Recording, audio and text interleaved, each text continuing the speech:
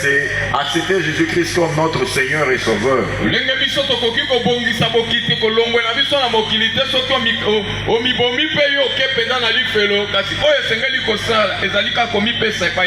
Ce que nous pouvons faire, c'est que malgré notre nature pécheresse, nous devons essayer de prendre Jésus-Christ comme notre référence.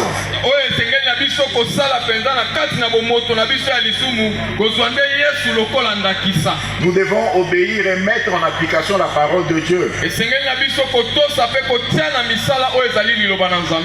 Quand nous lisons dans le livre de Deutéronome au chapitre 28, nous verrons tous les secrets des bénédictions que nous cherchons sur cette terre des hommes.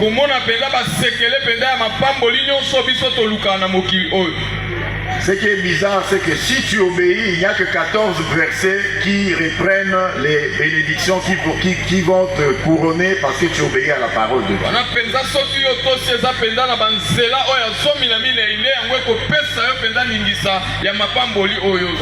Mais si tu n'obéis pas, donc du 15e au 68e verset, mais toutes ces malédictions-là vont s'appliquer sur toi.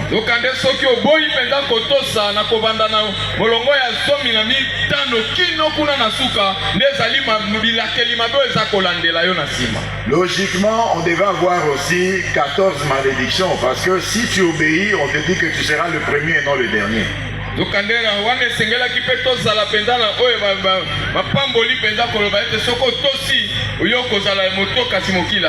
Mais vous verrez dans les malédictions, si tu n'obéis pas, eh bien, tu seras toujours la queue et non la tête.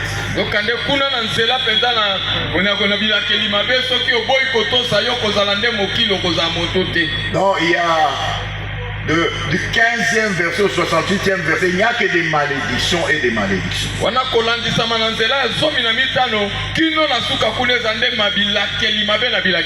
C'est comme s'il y a beaucoup plus de malédictions que de bénédictions dans ce texte-là.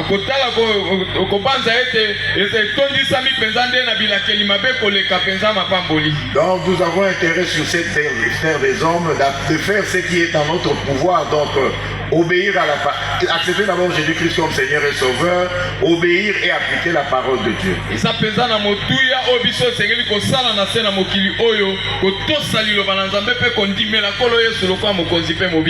Parce que comme nous l'avons chanté, tout passera, il n'y a que la parole de Dieu qui va subsister à jamais.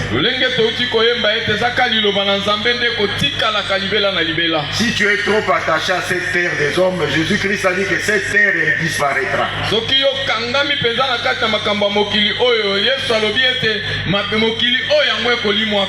Si tu es dans l'occultisme, tu es en train de faire des voyages astrales, sache que ces astres-là disparaîtront aussi.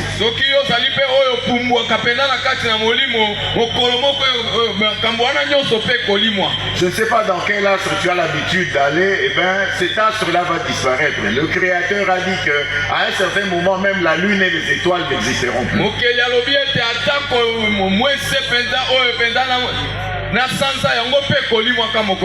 Alors je ne sais pas dans quel astre tu iras parce que la terre va disparaître, les astres vont disparaître, il n'y aura que la parole qui va rester.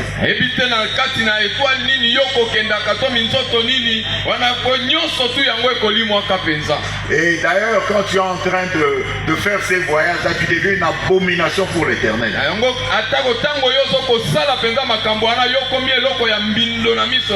Tu es entré dans le domaine de l'idolâtrie.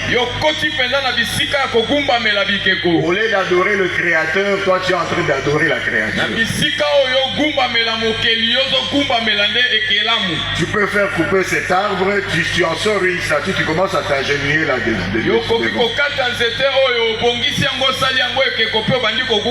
et cela t'apporte encore beaucoup plus de malédictions.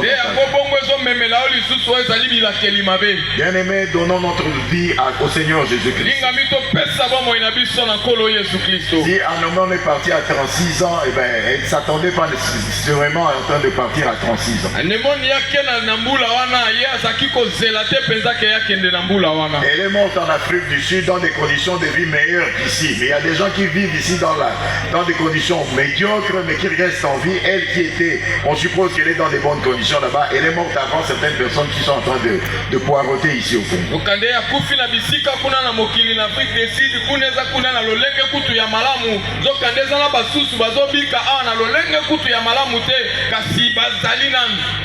C'est comme ça, je vous en prie, ceux qui n'ont jamais reçu Jésus-Christ comme Seigneur et Sauveur, ils peuvent lever la main, ou s'ils ont honte, qu'ils ne lèvent pas la main, mais qu'ils répètent même du fond de leur cœur ce que je veux dire.